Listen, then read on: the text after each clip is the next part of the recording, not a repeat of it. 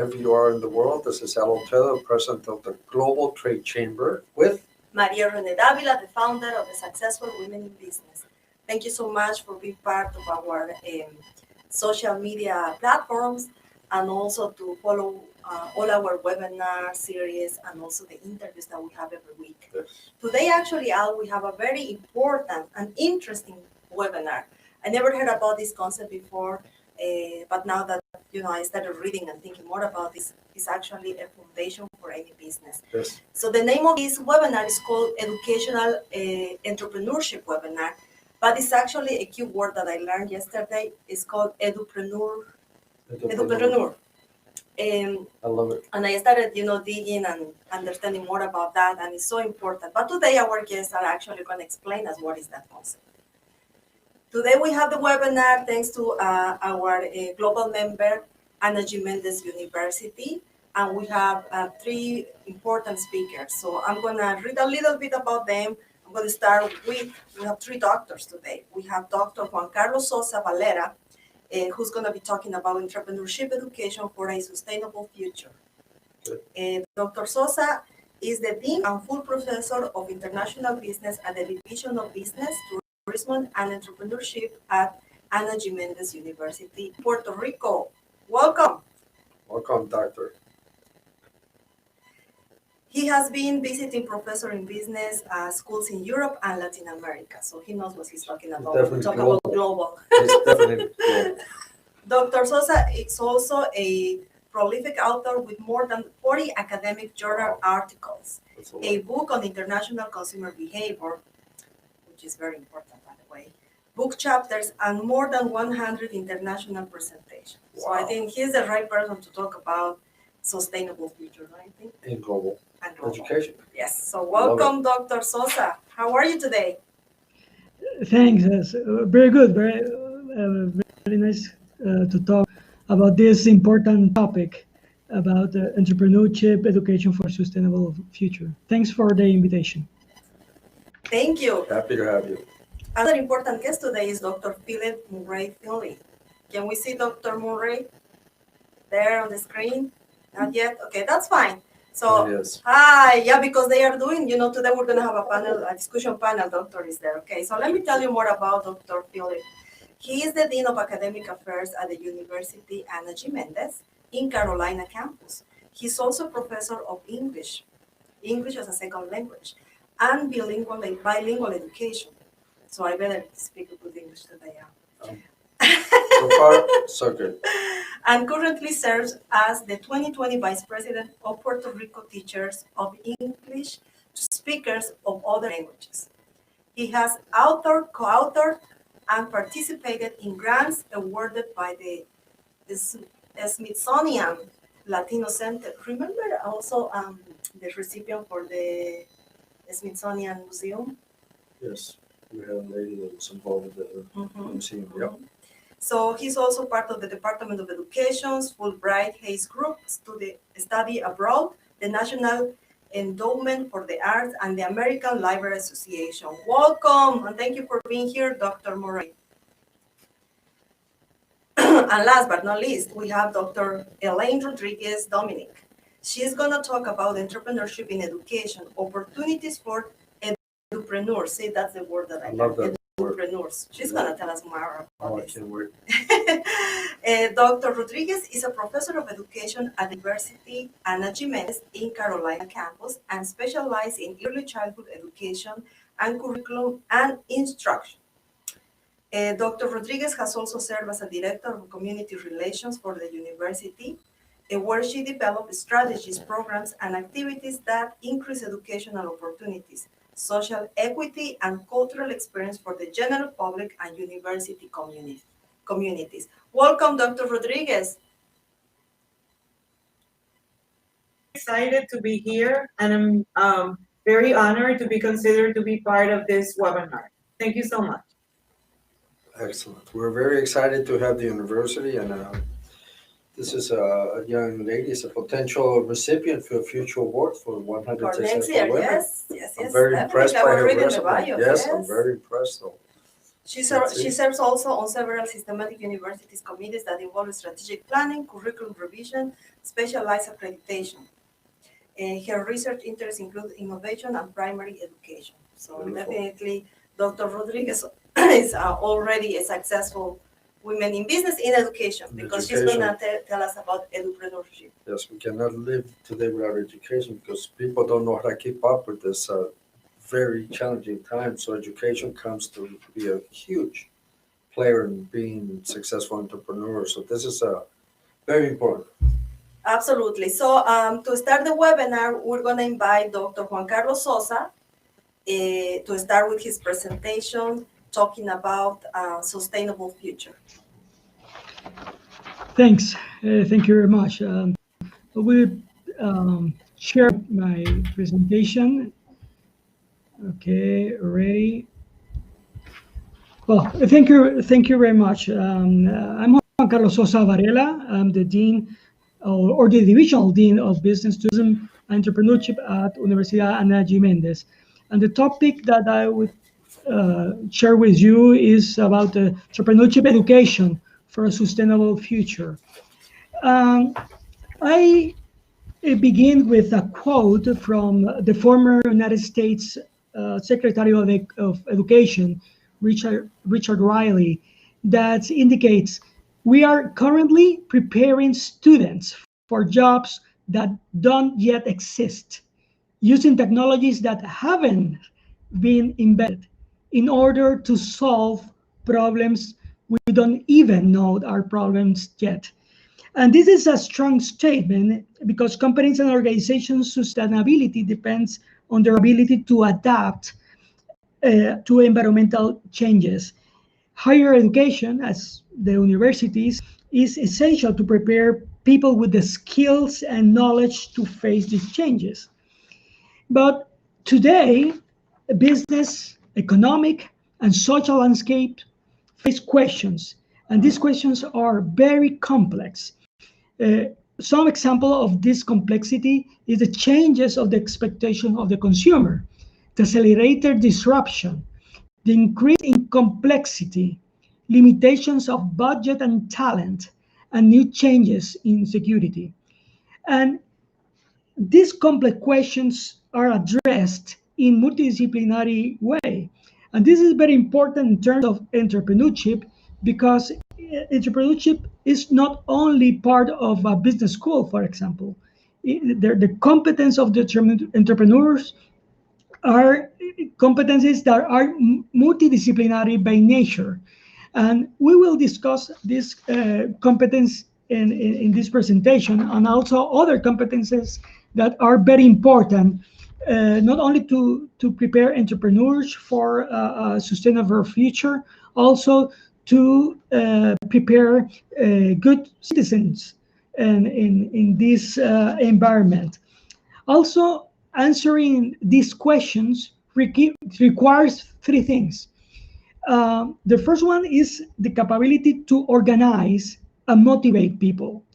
The second one is how to build sustainable organizations. And the sustainability is not only related to the environment, for example, climate change, among other things, also is related to the survival of the organizations, and also the creation of value. This creation of value is creation value to consumers, creation of values of other stakeholders, internal publics as employees, suppliers, intermediaries, among others. But we know that innovation and the creation of new firms, new organizations, new startups, new business are among today's strongest drivers of economic development. Not only to the United States or not only to Puerto Rico, really in any part of the world is of the same importance in terms of innovation. But the of the way that new firms, new organizations, new business are created, are operated and operate are influenced by three things. The first one, the globalization, this interdependence between people, firms, industries, governments that are very important, actually. The second one is technological advancements. And the third one is sustainability. And these three, three things will necessitate changes to the way organizations are created and operated. Also, the competition and the urgent need for solutions to the work-rendered challenge will require urgent needs for solutions and require new ideas, and new ideas that needs to be developed, tested, brought to the market at a rapid pace. And in this context, in terms of innovation, these changes in social, economic, natural environment, we need to recognize that we are right now in a new revolution or industrial revolution. As probably many of you know, the first revolution in 1784 was related to the process of mechanization, steam power, and then in 1870, the other industrial revolution related to mass production, electrical energy. More recently, the industry 3.0 that began approximately in 1969, 1970, is related to the automation, the microprocessors, computers, electronics. But now we are in the industry 4.0. And we are not only in the beginning of this process, we are in the middle of a rapid growth, mainly with the pandemic issue that we confront at this moment. And this Industry 4.0 is related to cyber physical systems, Internet of Things, among other issues. And this is very important because these actors, for example, robots, simulations, system integration, Internet of Things, cybersecurity, cloud computing, augmented reality, big data, are related to new forms of jobs and is related to competencies and new skills that are necessary to new types of employment, and also new types of entrepreneurs or firms or organizations. And this is the importance of the entrepreneurs, because the entrepreneurs keep our economy and society vibrant, especially with this capacity to view the opportunities and implementing new ideas. And we, as a part of society, we need people with the competence and the skills to create these new ideas and these new opportunities and new business models to be competent.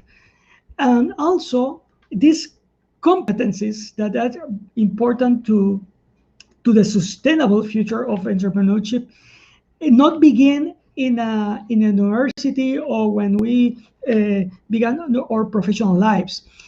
These entrepreneurship competencies are related or are developed in our childhood or in the earlier phase of the socialization of the youths. And this is important for education, not only to universities, or as the case of Universidad Ana Méndez, is the case of primary education or intermediate or secondary education. The importance to develop not only the knowledge, also the competencies, or particular competencies, to create new opportunities and startups and ventures that are necessary in our society. In terms of entrepreneurship education, a common goal of entrepreneurship education is strengthen the entrepreneurs with value. And this value orientation is very related to a term that is called dynamic capability. Dynamic capability is the capability to change through the time. It's the capability to be resilient. It's the capability to view the opportunities of the market and implement new ideas, new process, new services, new products. That is necessary not only for but for a firm that needs to survive in a competitive way.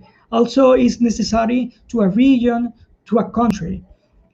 And these are part of the entrepreneurial competencies that will be resumed in three great areas: the capabilities to developing ideas, capability to implementing ideas, and the capability to sustainable thinking. The developing ideas is related to the attitude to entrepreneurship, and this capability to identify opportunities. And this capability to identify opportunities is necessary to implementing ideas, management idea, and also necessary to grow the firm, or the business or the organization. In implementing ideas, it's necessary to be together, the capability to organize. And the third one is the sustainability of thinking. Not only the financial literacy that is needed to manage a new venture, is acting as a visionary. And the results of acting as a visionary is to implement this dynamic capability in the firm and the organization or in the business. This is the framework entrepreneurship competencies. I discussed in the previous slide. You can see in the center the challenges of entrepreneurship, and around this center the process of developing ideas, implementing ideas, and thinking sustainable. But these special competences that are related to entrepreneurship, we need to add the new skills for the future of work. These skills that you see in this slide is taken from the Future of Jobs report that World Economic Forum published 2 weeks ago. And the World Economic Forum indicates that the skills are operationalized in 4 areas: problem solving, self-management, working with persons or with people, and technology use and development. And as you can see, the first one, on the most important skills, not only to entrepreneurship, is also important for the future of work, and also is very important for our life, is the analytical thinking and innovation. The second one, learning strategies. We need a competence to learn for life, the lifelong learning, because the many things change at a rapid pace. And not only the firms or organization, also the people need to change. The third one, complex problem solving, self-thinking, analysis, creativity, originality, leadership, technology use, technology design and programming, resilience, and reasoning, problem solving, and ideation. And that skills are very important. It's very important to add these skills and competences in the curriculums of higher education institutions as the universities. Recently in Méndez University, we move or curriculum to a curriculum based on competences. And these competences that you see on this slide at this moment are implemented in our curriculum in business, also in health management, in science, in engineering, in education. The universities needs to respond to these demands and needs to be more inventive, daring, connected, agile, and impactful. And the emphasis in many universities, if we want to prepare students or alumni with the entrepreneurship competences or the skills that the WEF indicates in its report, we need to work interdisciplinary in collaboration across different disciplines as business, design, engineering, science, education. As I indicated before, many of the complex problems of the society are addressed in a multidisciplinary way. And in the interdisciplinary collaboration is very important to achieve these objectives. And also the organization and industry association. These two emphases could create an ecosystem in the higher education institutions, and this ecosystem can be divided in three two ways. Innovation ecosystems that integrate exploration and exploitation, knowledge and development of business. The second one is business ecosystems. It's the focus of creating customer value. And the third one is the knowledge ecosystem. It's important to generate new knowledge, new technologies, to create new ventures and create new types of entrepreneurs for a sustainable future. In our university, we try to operationalize these objectives in terms of teaching, for example. We develop entrepreneurial mindset and skills. In the case of in my school, or my division, we incorporate core courses in the curriculum to assist students of all disciplines, not only from business, engineering, design, health, education, to develop entrepreneurial mindset and skills. For example, this is the Melting Pot Series, is initiative with students from engineering, design, and business, that we create games that helped them experience firsthand concepts related to creativity, team building, leadership, among other issues. And also, we integrate in our curriculum experiential learning. We use, for example, cases, real-life projects, research, simulations, business tours, internships, and also experiential learning exercise to develop, for example, design thinking, development of business portfolios, and we use these methodologies with the support of incubators.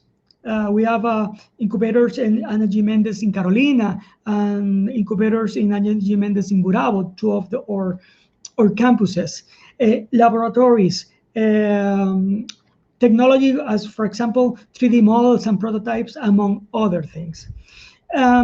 Also, the research for us is very, very important.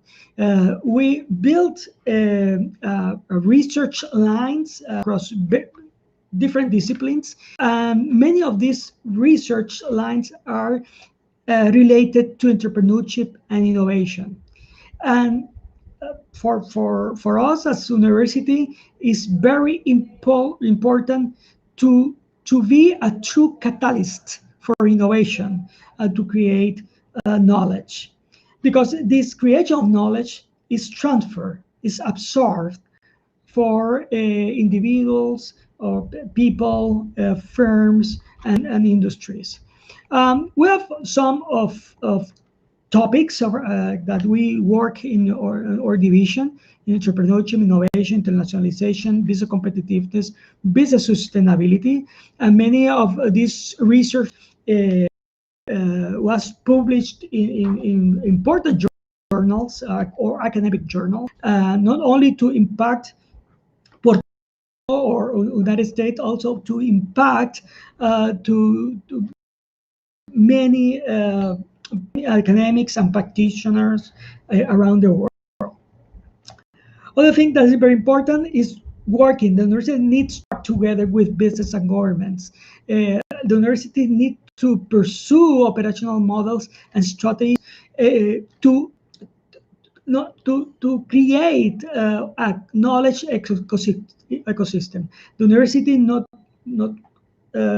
could be only or just a supplier of alumni. Is an important partner in this cluster in this ecosystem. Also, the civic engagement. We need the university, higher education organizations, as the universities, need to align the strategies, their objectives, with the community needs. And we could influence not only our students or professors or the employees in our university. Also, we influence our neighbor, or communities, or municipalities, counties, local government, national government, and we can play a very good role in these innovation ecosystems. These are some of our entrepreneurial initiatives at Universidad Méndez. For example, King Bird Innovation Center is the first tourism incubator in Puerto Rico. It's related to the hospitality department, and also is related to the business school. We also have a startup PR. Startup PR is it's not an incubator. It's I forgot the name of the concept, but it's very similar to incubator. Acceleration is acceleration and pre-acceleration concepts of products or ideas, etc. But also we have the Puerto Rico Energy Center, the ICT Global, Centro Internacional de Diseño, Fab Lab Puerto Rico, among other entrepreneurial initiatives in this ecosystem that we developed. I finished this presentation with a quote of Satya Nadella, CEO of Microsoft. And I think that's very related to the entrepreneurship or sustainable entrepreneurship. He indicates, you renew yourself every day. Sometimes you are successful, sometimes you are not, but it's the average that counts.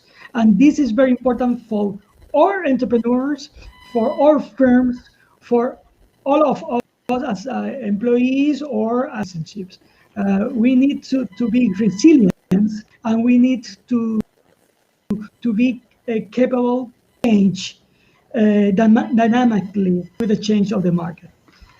Thank you very much. This is my presentation. If you have questions or comments, we'll very happy to answer and to discuss with you of this panel. Thank you very much.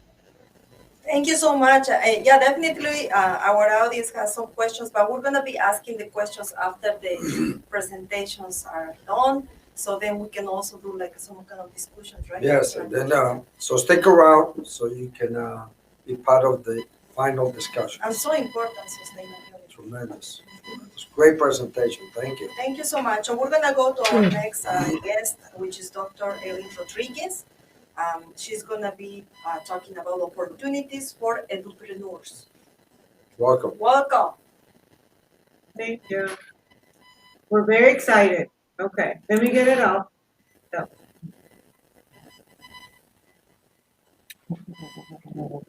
As you can see, Dr. Rodríguez is actually doing the presentation from one of the campuses. Yeah, I think everybody's from Puerto Rico today. No, she's in North Carolina, right? I'm in the Carolina campus here in Puerto Rico. Oh, So I'm very we got Carolina campus, Not guys. North Carolina. to share this time with Dr. Mary and Dr. Sosa, which are really renowned speakers about education here. So let me start by talking about what are the things that we're going to be discussed during this presentation. We're going to talk about entrepreneurs versus edupreneurs. We're going to talk about the characteristics of what an edupreneur should be. And I'm going to present to you some edupreneur ideas for those of you that are related to the educational field. But let me start by saying that being a teacher, in my opinion, is the greatest profession ever. And I'm going to share you why. Because you can make a difference in the world, because you get to transform lives, because every day in your job is going to be different, because fun and creativity are a must, because you recognize wherever you go, because you help the future professionals. And also, it's very important that you as teachers know that how rewarding it is for you to impact lives every single day. So if we put ourselves in a teacher's position, let's talk about what an entrepreneur is with specific characteristics. And when we talk about entrepreneurs, we're talking about people that are mission-driven, very positive, enthusiastic, very creative, passionate, they're leaders, they're brave, they're problem solvers, and they're always developing new ideas. So an entrepreneur is a person that see an issue or see a problem and goes for it, right? So you have to think about yourself and say, do I have some of these characteristics? Do I have all of these characteristics? Could I become an entrepreneur? So if you're a teacher or you work in the educational field and you have these characteristics, of course you can become an entrepreneur. So where are we here? Because it's time. Because entrepreneur is a term. And because it's very important for us as teachers to be talking about what else can we do. Being an entrepreneur is the ability to use your strength and experiences as a teacher to make an impact in students' lives, in parents' lives, and other teachers, and of course, companies, right? So being an entrepreneur, it's a control of your career, becoming your own boss. So once you have all these experiences as a teacher in the classroom, it doesn't matter if you are in the elementary level, intermediate, or high school, or if you are at the superior level in the university, you can also become an entrepreneur. Let me present to you some of the definitions presented by Forbes magazines and by a company called Learning Solutions, starting since 2017.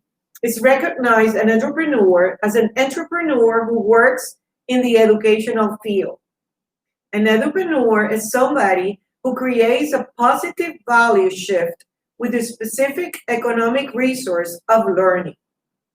And let me explain to you that there's over 100,000 establishments within the private educational service industry that do more than 3 million people employed within the United States. So it is a very rewarding field in which you can have a second income or dedicate yourself after your experiences of what an entrepreneur is.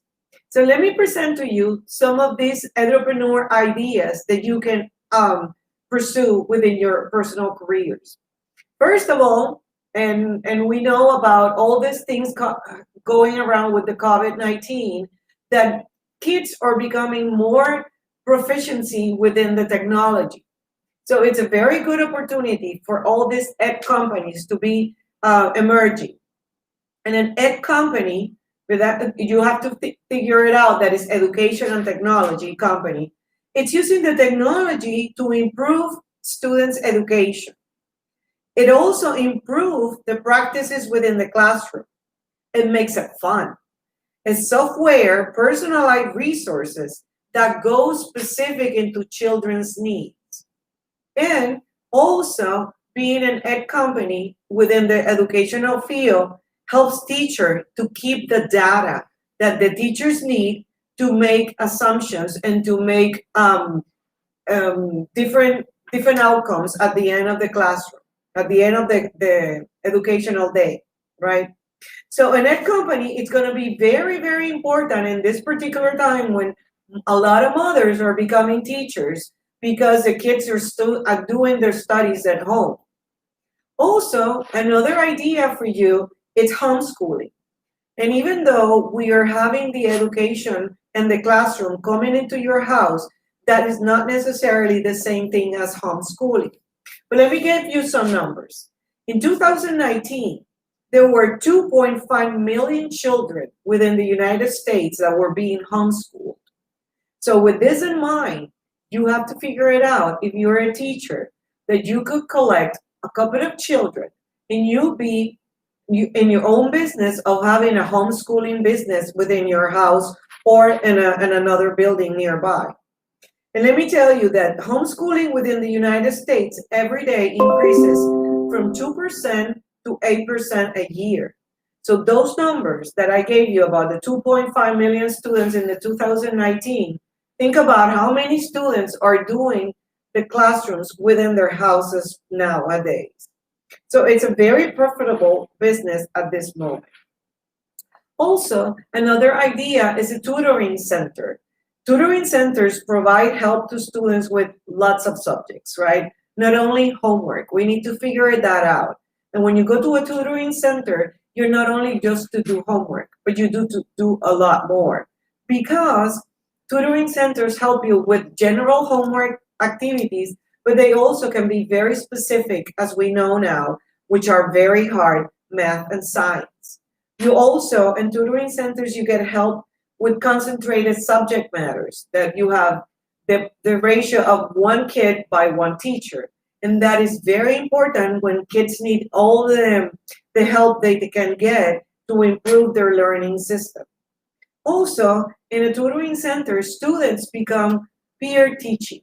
So kids are going to be helped by other kids within the tutoring center, which help with their social skills as well. And also, you can get tutoring centers to be specific about the science fair. You know that every year when the science fair time comes along, we as parents get really anxious of what is our child is going to do for the science fair.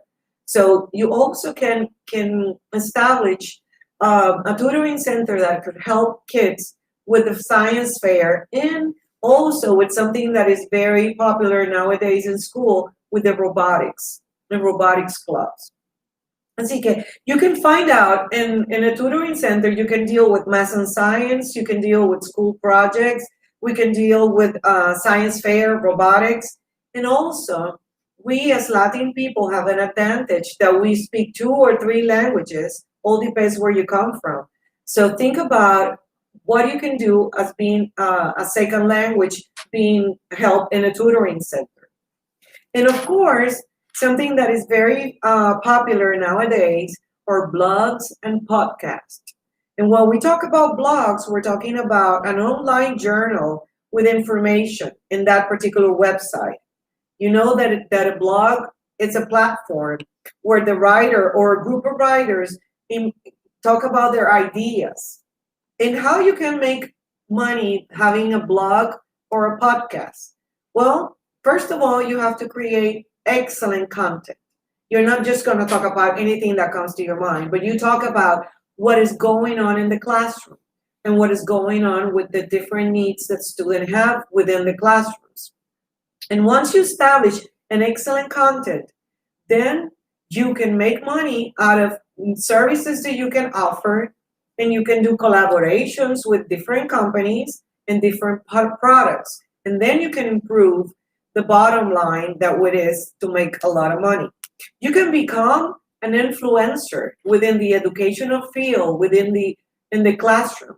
Think about if you are a teacher in the elementary level and how many things you do in your classroom to make that child be able to start reading. And once the child starts reading, how proficiency he's going to get within the reading. Even though we don't do what they did when I was in school, that you have to read certain amount of words per minute, but it's important that not only you can decode the letters, but you can read and you find out what are you reading. So the comprehension skills are going to be very, very important. And if you have a blog or you have a podcast within these educational fields, you can help mothers and you can help other teachers to become more fluent, for those students to become more fluent within their reading approaches, okay?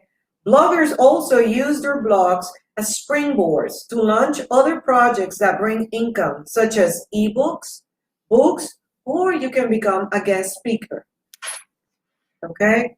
Also, when we talk about podcasts, we should know that a podcast is a show on the web, that you can not only listen to it in the phone or in your computer, you can also listen to it while you're driving in your car when you have long distances. Or if you take the train, you can put your earphones on and listen to a podcast.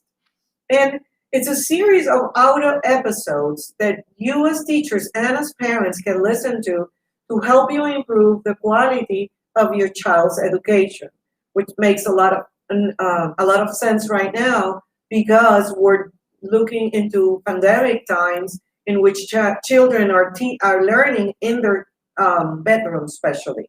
Okay. So also you can make money using a podcast with sponsorships, and once you become excellent within the context, like I was telling you with the blogs, then companies that have products that help education, they will contact you. And that way you can prove products, and also you can recommend products to other teachers and mothers to help their students in their learnings. You also can participate in virtual summits, right? Also, other ideas that you have under consideration when you want to be an edupreneur are something that nowadays, especially with all these changes in the way we do business and the way we do the learning, it's big companies are always looking for people that can be writers for the programs, for the brochures. You can be a proofreader, and you can be a translator. Like I was saying before, we all Latin people speak more than one language, which is a benefit. We all speak English and Spanish, but some of you can speak Portuguese, right? So in that particular time, or Italian, and then you can be a translator, you could be a proofreader, or you could be a second language coach, which makes it very important because all these big companies that are developing are always looking to be a bilingual company, and then we can help in that matter as well. Also, it's very important because big companies are always helping their employees to continuous education. So you can be a helper in that particular way as well. So now, teachers, you need to start thinking that being an educator is more than doing schoolwork, and it's more than being in school. So it's important that you realize that students' knowledge should be broader. You need to start to change the traditional teaching roles of being a regular classroom. Please, teachers, be courageous and be innovative. Thank you. Well, this is what many people need to hear. You know how many teachers are out of work now? And they don't. Exactly. They never thought of being in business, but with all these ideas, you have opened tremendous opportunities for teachers, even the part-time teachers that were, substitute teachers. It's even worse for them. So all these things are needed right now, and they need to be aggressive and be innovative. So tremendous presentation. Thank you. Excellent. Excellent. And we're going to have some questions for you, Dr. Rodríguez. Our next presenter is Dr. Philip Murray, and he's going to be talking about challenges going from learners to earners. That sounds very interesting. Learners to earners. I can't wait for this. Well, good morning or good afternoon to everyone, depending on where you are in the world. My name is Philip Murray. I'm the Dean of Academic Affairs here at the Universidad Ana Méndez, Carolina campus. Jokingly, we're not South Carolina, we're South Carolina. I thought it was South Carolina, North Carolina. Well, But before I begin, I'd like to take the opportunity to thank Mr.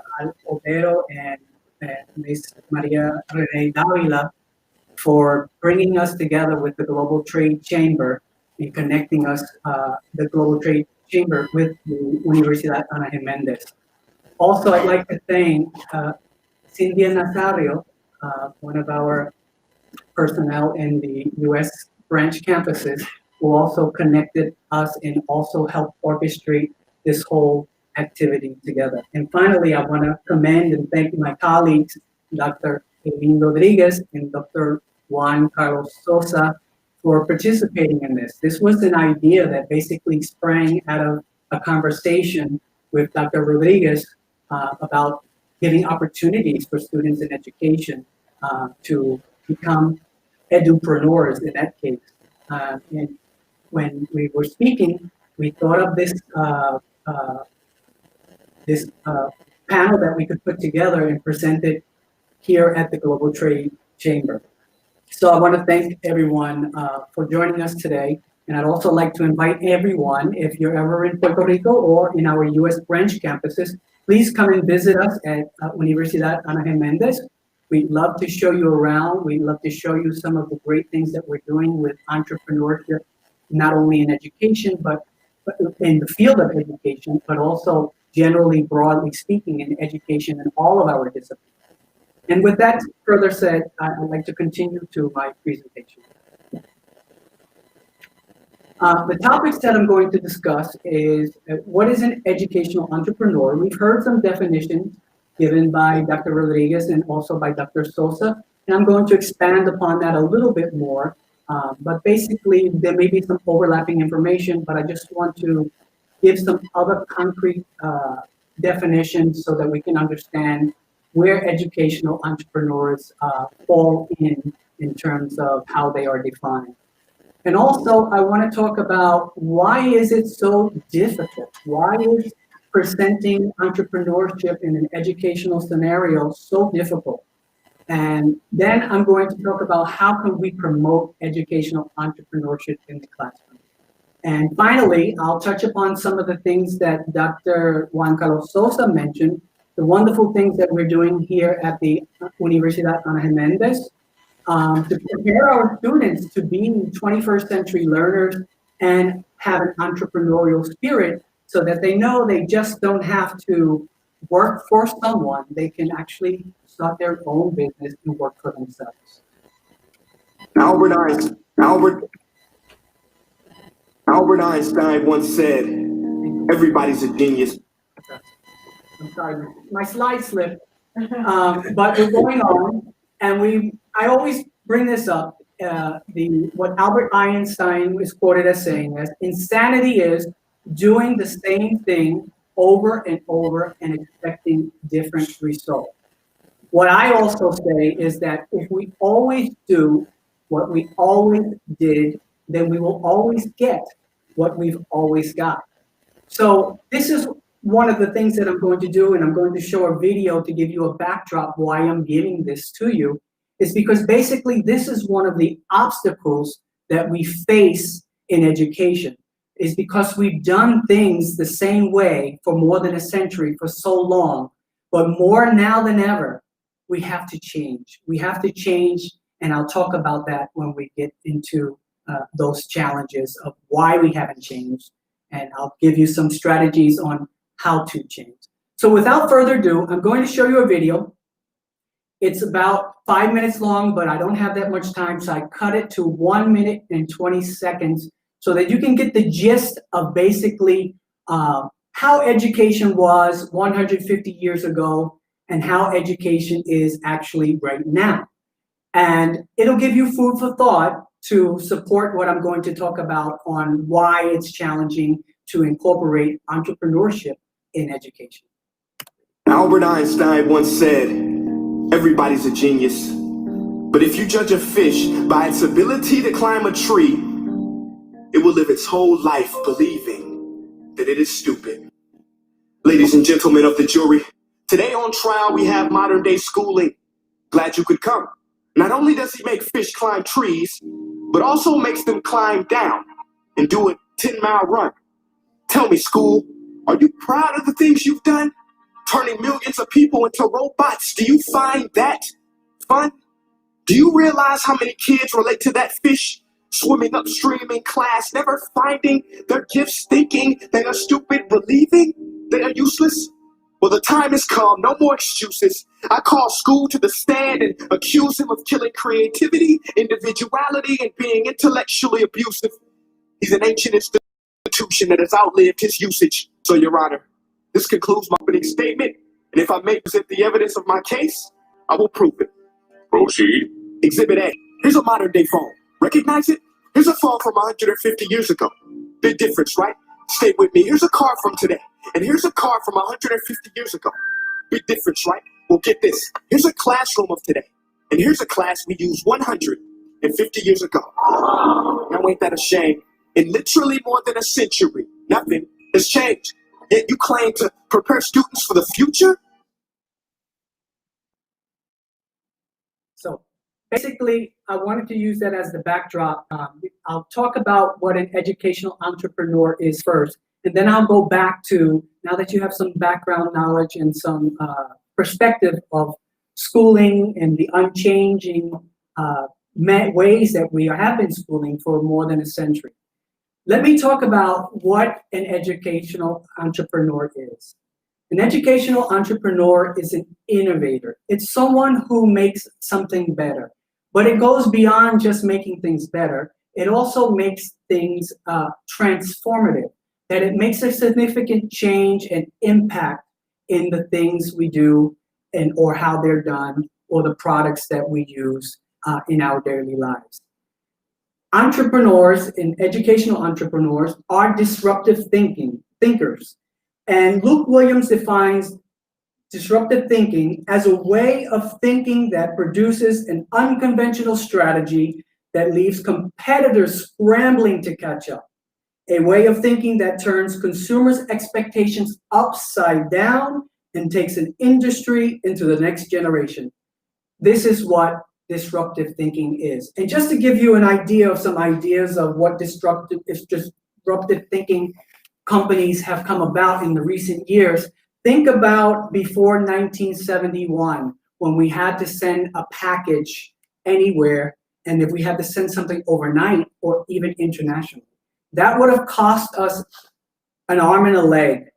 But thanks to Fred Smith, who presented a concept paper in his undergraduate course in Yale, and he got a C on this paper, he designed what we now know as FedEx, and basically disrupting the postal service way of delivery and making things and managing things that we can send and receive packages within 24 hours globally, a concept before 1971, which would have never been thought of.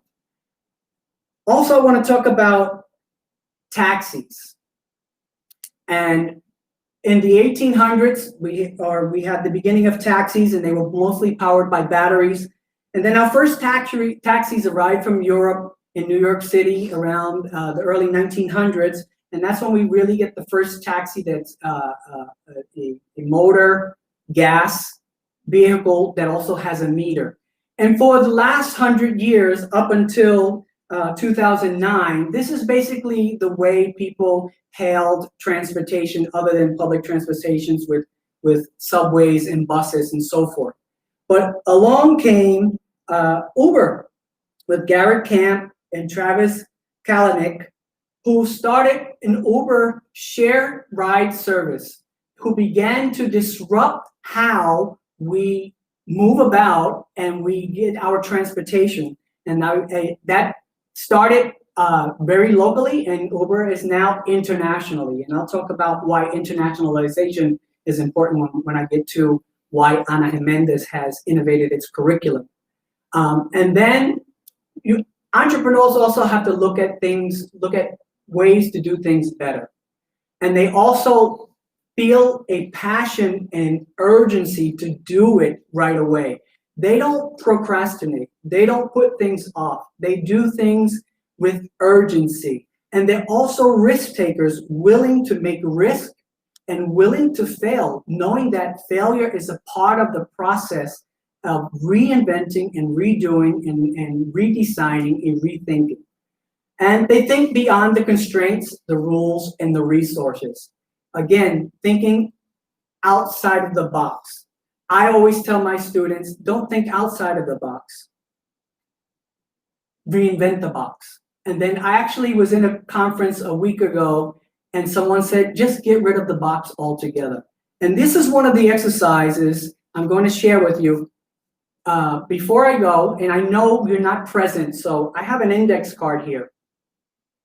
And in this index card, when I teach workshops to STEM students or our students in social sciences as well, and when I'm trying to get them to be the disruptive thinkers or think in an entrepreneurial spirit, I give them an assignment, and I always give an icebreaker, and this is one of those.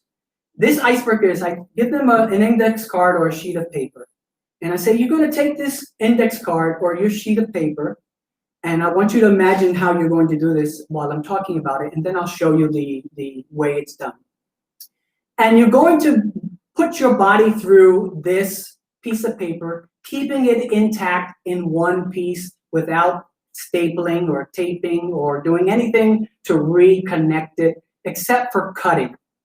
And I give them a pair of scissors, I give them a ruler and a pencil, and I usually give them 20 minutes or so in groups to think about this and to come up with some ideas and then to test those ideas in their process of ideation. Most of the time, none of the groups originally get this. And then some of them come close, but very few instances when I present this challenge do students get it.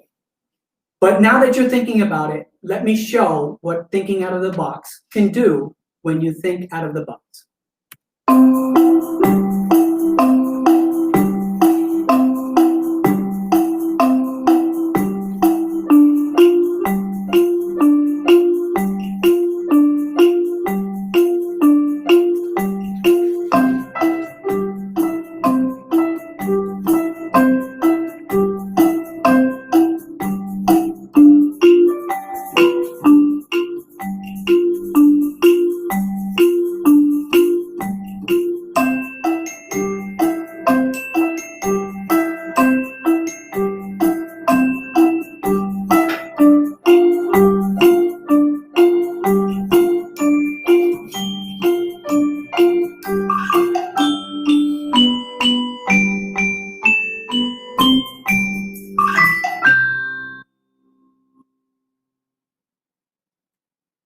See, it's so simple when you think out of the box. You may not have come up with that idea, but this is what entrepreneurs do. They think out of the box. They're disruptive in their thinking. And one of the problems that we have in education is we don't do that. And we don't do that because of tradition. You know, when schools became compulsory in the early 1900s, they were basically designed for people to become accustomed to, we were getting a large influx of immigrants, and it was designed for people to become American citizens, or the process of Americanization, and also to prepare them to be productive workers, and predominantly productive workers in factories. So we have done this for a long time, and even when we're preparing our students for professions, as teachers, we're preparing them to teach at a school or university, but we're not preparing them to be owners of a school or owners of a university. And that's across the board with all of the professions, not only in education. We're normally preparing students traditionally to go work for someone else. So like Dr. Sosa said, we have to start changing mindsets. Our curriculum is also very stagnant.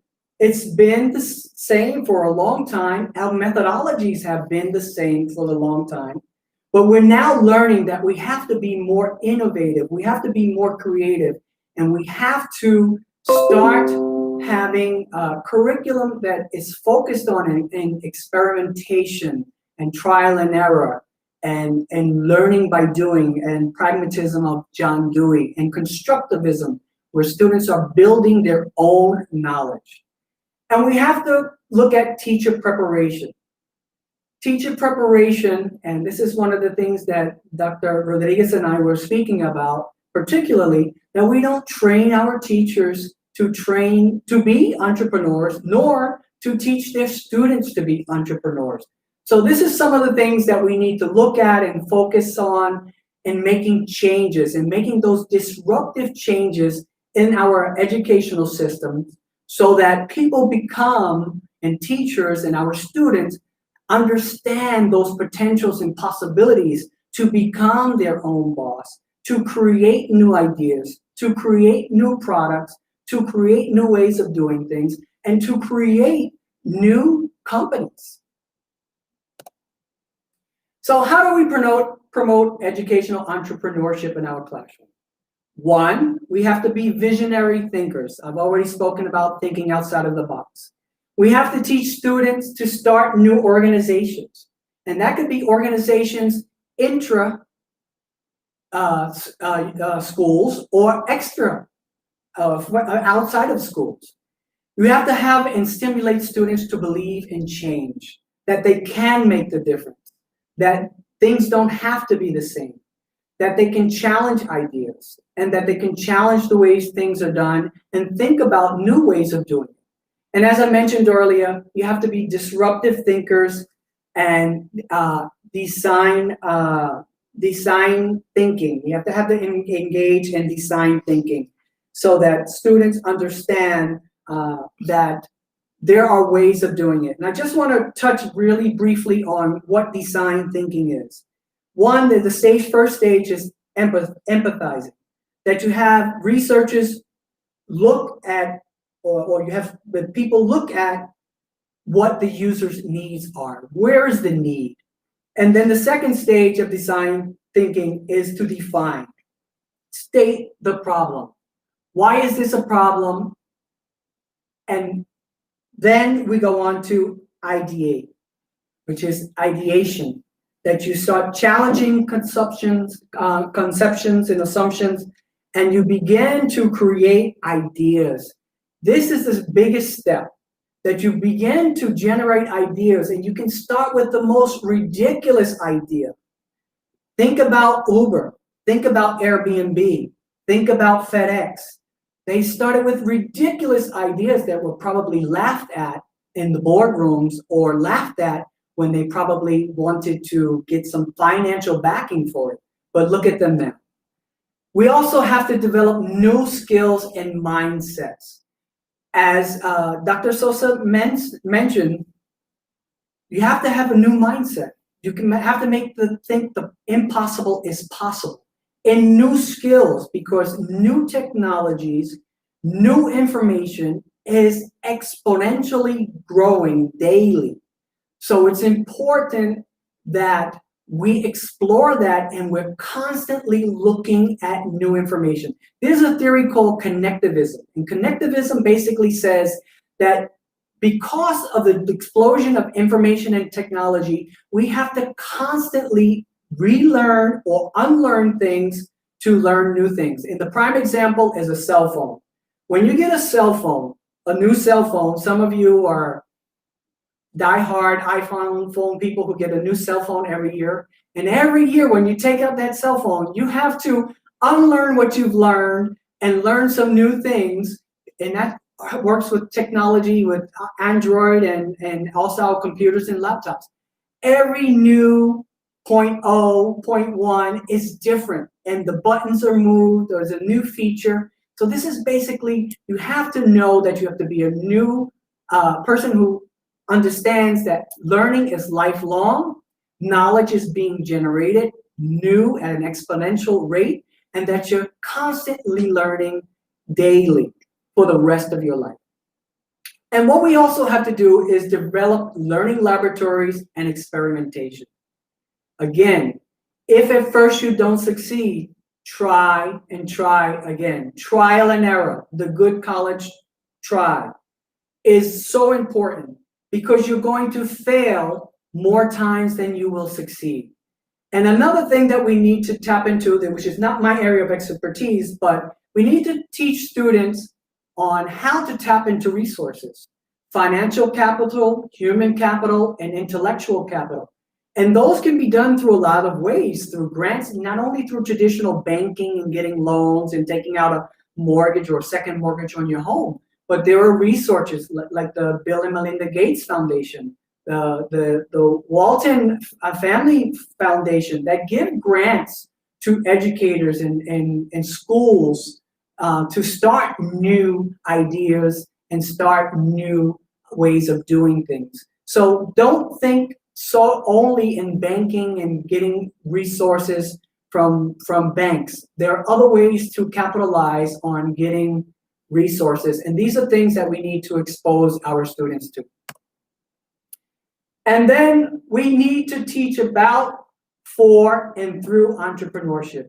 Teaching about, I think most of us in higher education and probably in secondary education do a pretty good job at. And that is that we teach about content in theory. But we're at a new era now. We can't just teach about content in theory. We have to go beyond that. We have to teach about competencies and have a curriculum that's based in competencies. We have to teach for, which is teaching for is through giving them the knowledge and skills. Again, we do a decent job in that in higher education and sometimes in elementary education, but we also need to move this information down to the lower grades, the elementary schools, the primary grades, that we need to get people thinking about entrepreneurial spirits at the beginning. Things that we learn at the beginning are the things that retain the most. And one of my favorite books is Everything I Needed to Know I Learned in Kindergarten. So we need to translate that information into our classroom, and we also need to translate it down throughout the grade levels and throughout our curriculum. And teaching through, which is where we need to go, which is the bigger red circle on the Venn diagram there, or the diagram, is that we have to teach students how to go through a process, how to evaluate information for its relevance and accuracy. And we have to teach them how to experiment, and we also have to give them experience in doing what entrepreneurs do.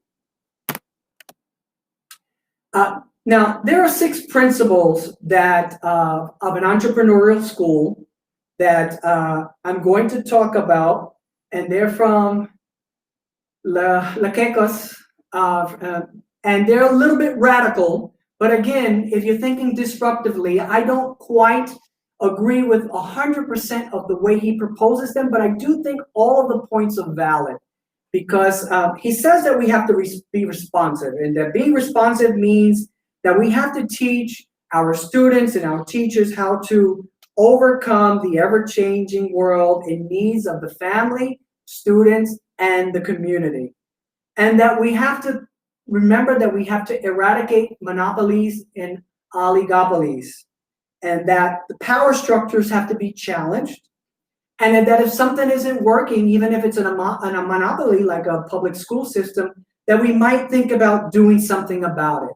Now, some of the things he proposes are competition and charter schools. I'm not going to touch that because that's a whole nother lively debate that we could have. But we do need to do something about making a change. And that we have to be customer oriented, that we have to focus on the student, not the adult. not the people who are necessarily making the laws about what should be in the curriculum. It should be based on students' needs and community needs. And performance. It has to be performance driven because it has to be efficient and cost effective with goals and accountability. We know that we are in a time that we have to do more for less. And we can. We have to optimize on doing things smarter, not harder. And finally, cultures. We have to develop a culture of meritocracy. Meritocracy is basically giving rewards for people or schools that do things well. Create that friendly competition in our classrooms, that we give rewards and incentives. And these are the 6 principles that I've adapted in my sense of how we can make entrepreneurial schools and have that implemented across all levels of education, from primary all the way through to graduate studies and doctoral studies. So what are we doing at Ana Méndez? As Dr. Sosa mentioned, we have a competency-focused curriculum. We don't just teach students. When I'm teaching English, I don't just teach grammar and translation. I teach, why do you need this? What's the purpose? What's your audience? If I'm teaching you how to write, I'm teaching you to write for a purpose. If I'm teaching you how to speak, I'm teaching you how to speak for a purpose, for an audience, that you are converging your knowledge, your skills, and your attitudes in one area to a competency-based, competency-focused curriculum, so that you know when, what, where, why, and how to do it when you're doing it. So that you're teaching to make things have a purpose, not just to teach them out of rote memory or skills and drills. That we're teaching English or Spanish because we want people to be effective communicators. We want them to be able to communicate in different scenarios, etc. And also what we're doing in Ana Méndez is we're integrating entrepreneurship and internationalization in the curriculum and the extracurricular activities. Internationalization is a topic of both Dr. Rodríguez and Dr. Sosa, and that goes hand in hand when we're talking about entrepreneurship, because we know that the world is now a global community. And when we think of something like the iPhone or even the Android phone, we have to make sure that internationalization is integrated in our curriculum. Because the iPhone, as we know, the blueprints, the crystals, the specialized parts and processors are made here in the US, but the display panels, the chipsets, and the memories come from Japan, Korea, Taiwan, and the gyroscopes come from Europe, and other rare minerals from Mongolia, and it all gets put together in China. So we have to think beyond Puerto Rico, beyond the United States. We have to look north, we have to look south, we have to look east and west and form and have our students understand the importance of living and working in a globalized society today. And not to be repetitive, Dr. Sosa mentioned what some of the things we're doing here at Ana Méndez. We're creating incubators and we're creating mentorships for business, for STEMs, for social sciences, etc. And obviously we're including design thinking and startups, activities for startups, and our activities that we do here at the university. To close, I want to say that it's important that we do 3 things. We have to change mindsets and we have to change curriculum. We have to innovate. We have to teach people to experiment and to experience and to be entrepreneurs. And we have to empower. We have to empower our teachers and our students so that they know that the possibilities are limited. So with that, I'd like to thank everyone once again for joining us. I know we're going to have some time for questions, and I'm going to sit in the back and ask Dr. Rodríguez to join us here so that we can maintain social distancing. But I'd like to share our contact information before we go to the questions. We have our contact information there. Anytime that you're interested in joining us, we're always looking for new partners. We're always looking for people to come and visit and to share ideas and to join us in entrepreneurial spirit, to join partnerships and activities, and even in creating new ideas, new concepts, and new products. Ana Méndez is here to partner with anyone who would like to get in contact with us. You have our information there, and we look forward to hearing from you. And we're going to now, I believe, have a time for some questions. Thank you once again, and thanks for joining us. Well, I want to congratulate the panel. Us being in the chamber world, where we've been working for over 13 years to connect and educate small business people around the globe, we now need to look at things a little bit different. Education needs to be more entrepreneurial, there's no question, because you can't just pump out kids with degrees if they have no idea how to function in life and business. So that absolutely has to change. So you are going from education to practical information for people to succeed, which is a fantastic trend. And chambers and business organizations need to go through a change as well, because organizations have been telling business people what to do to start and grow a business. But we as business organizations and leaders around the world need to teach business people how to start and grow business, not show them and tell them this is what you need to do, but our mentality has to be that of education. So there comes a fusion where the business leaders and the leaders in education come to a meeting point that we understand what is a whole picture for somebody that wants to start and grow a business, both from the practical and technical side, but also from teaching them how to implement the ideas that they learn and put them into work. And that's where there's been a gap. From academia to practical information, that for years I've been saying was lacking. And when University, Méndez started recruiting professors that actually were entrepreneurs, that was the most exciting thing. Because Maria has been doing international business for many years. So when she came on Méndez, she was able to all the time share her practical information.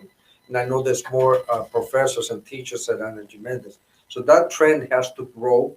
And we have some great ideas that we can share, create a panel of business and leaders from Méndez to really fuse a package together to empower and help not just business people, but people in education and students to start and grow successful businesses across the globe. We're not local anymore. And I think that goes in both ways, because Dr. Murray was mentioning about the fact that teachers or professionals that are in the education field need to understand more and learn more about businesses, the real world. But at the same time, entrepreneurs that start a company, they need to have the educational foundation to be able to run their business. So I think as a conclusion, I believe that we need to have a balance in where we can establish that having the academia aspect, all the definitions and concepts, as it is very important as it is to have the practical experience. So you need to have a balance where you can have both. Talking about that, I have one of the questions that goes for Dr. Sosa. You mentioned about sustainability. So one of the questions is how we can solve social and environmental problems through entrepreneurship. That goes for Dr. Sosa. Well, can you repeat the last part of the question? Yeah, how we can solve social and environmental problems through entrepreneurship. Yeah. Okay. This is part of the triple bottom line. The triple bottom line is the economic aspect, the social aspect, and the environmental aspect of the corporate responsibility. And we know that the organizations, firms, new entrepreneurs survive through the time. They need to establish strategies in terms of this triple bottom line. And many people, many customers around the world, for example, lose enterprises, organizations that are oriented in terms of social responsibility, corporate responsibility, among other things. But also in the supply chain, many firms and many business are not only in U.S. Also in the world wants to do business with social with social responsibility, and they want to establish links in their value chain with corporations, firms, business that are that have good strategies in terms of the environment, and this is a very important. Many universities, for example, some business schools in many schools in Latin America and Europe, are establishing or changing the curriculum to add new topics about sustainability in terms of the triple bottom line. For me, it's a question of survival for many firms and organizations. Yeah, for Dr. Rodríguez, one of the things that I believe all the viewers wants to make sure that they understand the difference between edupreneur and entrepreneur. Yeah, this is a great term. Well, the only difference is that you are in a specific field of work, and because both entrepreneurs and edupreneurs see problems or see issues and they go for it, right? So what we have to make the distinction, this forum was related to what in the educational field, is that when you are an edupreneur, all your focus is into education. That's the main difference. Instead of creating a business into fashion or let's say makeup or whatever, then you go in just only into the educational field. Especially will be very specific if you are a teacher already and you have the experience within the classroom. Because when you are in the classroom, you know what works and what doesn't work with your students. And that will make it easier for you to go and to have your own business or prepare your own business plan or develop yourself into being your own boss within the educational field. Well, we're very excited to welcome the president of the chamber in India. He's been joining us for the seminar. He's very excited about the programs with Jim Méndez, and we're doing some great things with chambers around the world. One great question that came up was, wouldn't it make a lot of sense to have an internship program for teachers in a business so they learn about business? Yes, and that's one of the things that Dr. Rodríguez is going to make sure happens here at Well, we want to create that program for you. Exactly, yeah. Because we do have an internship program for students from different universities around the globe that come here, but we need to create a similar program for teachers in many universities to come and learn about running and studying a business. Some came right out of college and went right into teaching. They have no clue about business. So the timing is perfect to do that. And I think if we join forces with that, and the other question that was brought up was about a virtual incubator that we talked about a little bit with Dr. Méndez and Cynthia. I think that would be a tremendous opportunity right now to have a virtual incubator, even at the student level, that we teach them and help them to start a business from anywhere in the world. And I think those projects are very needed, and the timing is perfect. Yes, definitely. Because of COVID, we're precisely doing that. more out of necessity than anything else. Exactly. Everything is virtual, and the incubators that we have on campus and the Carolina campus, obviously, we have to do everything virtually now, with the exception of some practicums and laboratory courses that we're doing in a hybrid mode. We are doing those types of things because of the necessity. COVID is a disruption. It is. something that But it's a good disruption. is causing us to Yes. rethink and challenge ideas. It's an opportunity.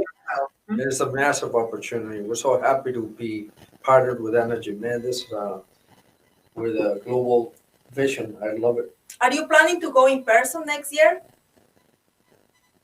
Well, we don't know yet, right? Because the government hasn't issued an okay. But Yeah, we're basically going by what the federal government guidelines are, OSHA and the CDC, and then also mainly what the government of Puerto Rico and their guidelines are. And as we know, those change sometimes daily.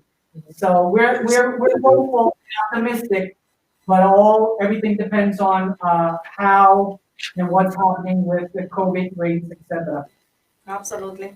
Well, one of the things also that I would like to address, and this will be more for Dr. Murray, he mentioned about changing the way we teach, changing the way the students learn. That is happening somehow in elementary especially. I noticed that in some schools, I don't know, if it's at all schools, but at least at the school where my daughter is attending, they are trying to teach math in a different way. The old school, as I remember, when I was learning math, I was memorizing the numbers. But what the way they are learning now is by singing. So they are singing, but with all, all the latest songs and the hit songs, so they can actually enjoy, learn, memorize the numbers, and it's working. So I think that this is going to happen little by little, but is going to happen eventually. It's that fantastic. The way we learn.